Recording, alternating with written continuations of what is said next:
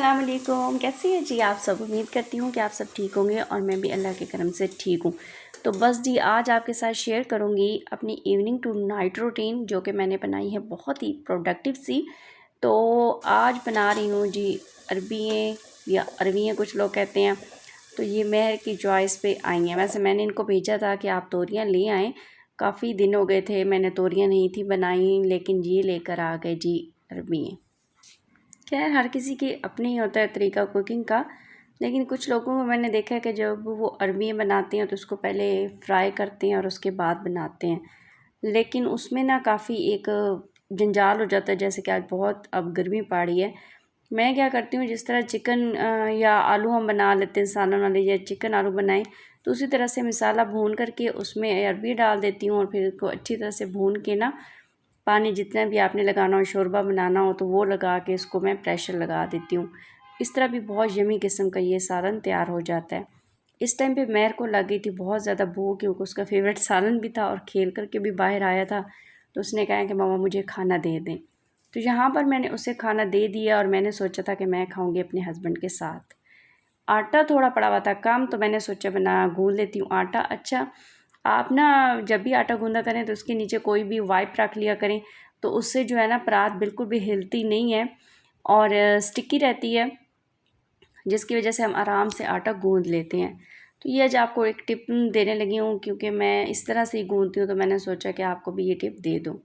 बस अब गूँध रही हूँ आटा। मैंने कहा चलें जी सुबह के लिए अगर नाश्ते में भी ज़रूरत पड़ता है और फिर दोपहर में भी, तो जो काम इस टाइम डन हो जाए वो ही ज़्यादा गर्मी है ना, तो उस हिसाब से फिर जो भी काम होता चला जा रहा होता है मैं उसको करती चली जा रही होती हूँ, यानी छोड़ती नहीं हूँ कि बाद में कर लूँगी या सुबह कर लूँगी, क्योंकि सुबह और बहुत से काम होते हैं। मेरी कोशिश होती है कि जो काम मैं रात को कर लूँ ना, वो फिर सुबह तो मेरा ज़ाहिर है नहीं होगा, तो मेरे लिए सुबह का जो बर्डन होगा वो थोड़ा कम हो जाएगा। बस तो अब आटा हमारा जी गूँध लिया मैंने और अब इसको रख देते हैं फ्रिज में। अच्छा, मैंने आपके साथ ये बात करनी थी कि मैं अपनी रूटीन ही दिखा रही हूँ तो आप बोर तो नहीं हो जाते, क्योंकि मैंने व्लॉगिंग की ही इसीलिए है कि मैं अपनी जो रूटीन होती है वो आपको दिखाऊँ। कुछ इतना स्पेशल नहीं करती हूँ कि व्लॉग बना रही हूँ तो करूँ। अच्छा जी, हस्बैंड आ गए थे मेरे, तो उनका वॉलेट कीज़ मैं फ़ौरन से उठा के ना उसी जगह पे रख देती हूँ जो कि मैंने चीज़ों की जगह बनाई हुई है। तो वॉलेट को रख देते हैं उनके ड्रॉर में। उन्हें काफ़ी दफ़ा कहती हूँ कि आप रख दिया करें, लेकिन वो बिल्कुल नहीं रखते। तो बस मैं इस टाइम पे ना अपनी सारी चीज़ें समेट देती हूँ साथ ही साथ।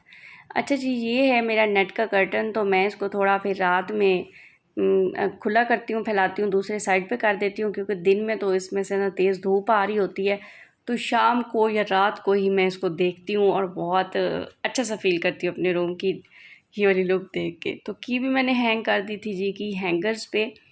अच्छा, ये है मेरा देसी घी, ये एक मैंने फूड कंटेनर में डाला था, तो मैंने सोचा है कि अब इसको डाल दें वापस से इस डब्बे में, जिससे मैं आराम से निकाल सकती हूँ। इस डब्बे से ना फिर आराम से बना लेती हूँ, अगर पराठे बनाने हो या रोटी सादा बना के उस पर लगाना हो तो इससे आराम से मैं इस्तेमाल कर लेती हूँ। हाँ जी, कल या परसों के ब्लॉग में ना आपके साथ एक गुड न्यूज़ शेयर करूँगी। बहुत मेरे लिए तो खुशी का सबब बनी है जी वो न्यूज़, आपको सुनाऊँगी। देखती हूँ आपका क्या उस पे रिएक्शन होता है और आप मुझे किस तरह के कमेंट्स करते हैं। तो बस ये पहले वाला जो मेरा फूड कंटेनर उसमें भी थोड़ा देसी घी था, तो मैंने सोचा कि इसको कर लेते हैं बिल्कुल फ्री, धो लेती हूँ। और जो पहला पड़ा हुआ है ना थोड़ा बच गया था, तो मैंने उसी डब्बे में डाल दिया। अच्छा, कुछ अंडे आए थे, तो मैं ना इस टाइम पे मैंने कहा ये भी धो लेती हूँ कि फ्रिज में धो करके रख दूँगी। अच्छा, बाज़ लोग ना हमारी ताकत बन जाते हैं और बाज़ लोग हमारी कमज़ोरी बन जाते हैं, तो हमें कोशिश करना चाहिए कि हम किसी की ताकत बने बजाय कि हम किसी की कमज़ोरी बन जाएं। तो अच्छी सी बातें होती हैं बहुत सी हमारे दिलों में, ज़हनों में, हमारी ज़िंदगियों में, जो कि हम सीख रहे होते हैं। तो मेरा बहुत दिल चाह रहा होता है कि ये सारा कुछ आपके साथ शेयर करूँ। बस जी, मेरे हस्बैंड आ गए थे, हमने खाना वगैरह खा लिया था और अब इन्होंने फरमाइश की कि हमें बना के दें मिल्क शेक। तो फिर हम इस टाइम पे मिल्क शेक कभी पी लेते हैं और कभी दूध बना के पी लेते हैं। तो आम, खैर अभी तक भी आम का कोई इतना मज़े का जायका तो नहीं है, कोई इतने ख़ास तौर पे मीठे नहीं आ रहे, लेकिन फिर भी इसमें जब चीनी डाल देते हैं तो मिल्क शेक तो अच्छा बन ही जाता है। बस ये मिल्क शेक बना लूँगी और फिर इनको सर्व करूँगी। और आप भी कोशिश किया करें कि आप किसी की ताकत बने बजाय कि हम किसी की कमज़ोरी बन जाएं। तो बहुत कम ऐसे लोग होते हैं जो हमारी ताकत बनते हैं और बहुत ज़्यादा ऐसे लोग होते हैं जो हमारी कमज़ोरियाँ बताते हैं या बन जाते हैं। तो खैर अच्छा रहना चाहिए, अच्छा करना चाहिए ताकि हमारे साथ भी बहुत अच्छा हो।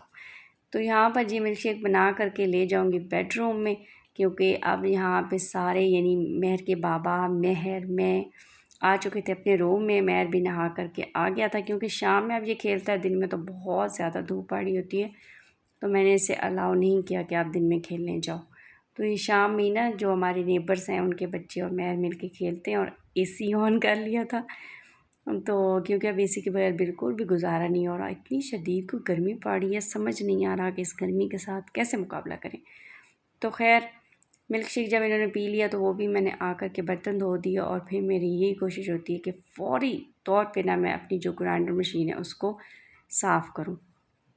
साफ़ करके वो भी मैंने अपनी जगह पे रख दिया, और फिर मैंने उसके बाद ही अपना माइक्रोवेव ओवन भी साफ़ कर लेती हूँ, क्योंकि मैं इसे डेली बेसिस पे करती हूँ तो ये इतना गंदा नहीं होता है, आराम से वाइप कर लेती हूँ। इस टाइम पे मुझे कुछ ही सेकंड लगते हैं, लेकिन अगर मैं छोड़ दूँगी तो बहुत गंदा होगा। फिर मेरी जितने भी शेल्फ्स होती हैं या उसको भी मैं साफ़ कर लेती हूँ, और उसके बाद ये फ्रिज की भी बाहर से ज़रूर साफ़ करती हूँ, क्योंकि कभी कोई हाथ लग रहा होता है तो कभी कोई हाथ लग रहा होता है। लिहाजा मैं चाहती हूँ कि मैं जब सो के उठूँ सुबह तो मेरा फ्रिज मुझे, मेरा घर, किचन मुझे स्पेशली साफ़ सुथरा मिले, ताकि मैं आराम से इसमें फिर सुबह का नाश्ता बनाऊँ। बस उसके बाद काउंटर टॉप भी हो गया। सिंक ज़रूर क्लीन करती हूँ, क्योंकि इस पे स्टेन्स मैं कहती हूँ ना पड़ जाएँ पानी के। तो बस जी सब कुछ साफ़ हो गया, बर्तन भी धुल गए, और कुछ इस तरह से मेरा किचन हो जाता है रात में सब कुछ समेटने के बाद। फ्रिज भी हो गया साफ़ सुथरा। आप ज़रा इसकी शाइन चेक करें ना, तो अल्हम्दुलिल्लाह डेली ही इसी तरह से नीट होता है।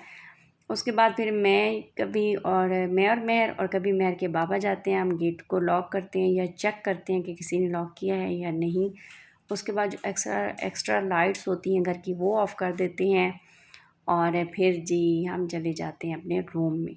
अभी भी सोते नहीं हैं, थोड़ा जाते हैं, गपशप करते हैं, फिर उसके बाद आके तो बाहर ये भी जो लकड़ी का डोर होता है इसको भी बंद कर देते हैं, और फिर जाके सोते हैं।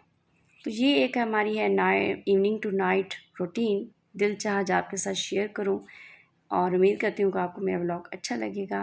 मुझे इजाज़त, अल्लाह हाफिज़।